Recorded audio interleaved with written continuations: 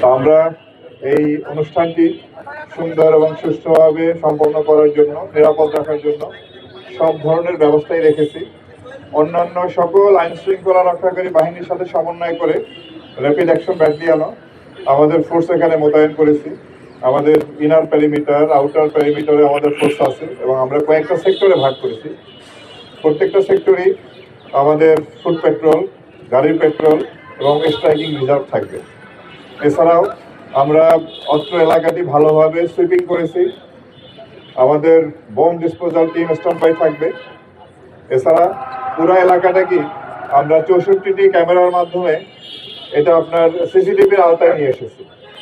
আমরা আশা করি যে পরিমাণ নিরাপত্তা ব্যবস্থা আমরা গ্রহণ করেছি, আমরা নিরাপত্তার সাথে নিরাপদে এই অনুষ্ঠানটি সম্পন্ন করতে পারবো। এবং পাশাপাশি আমরা সারা দেশব্যাপী, আপনারা জানেন যে ভাষা শহীদদের প্রতি গভীর শ্রদ্ধা নিবেদন করা হয়।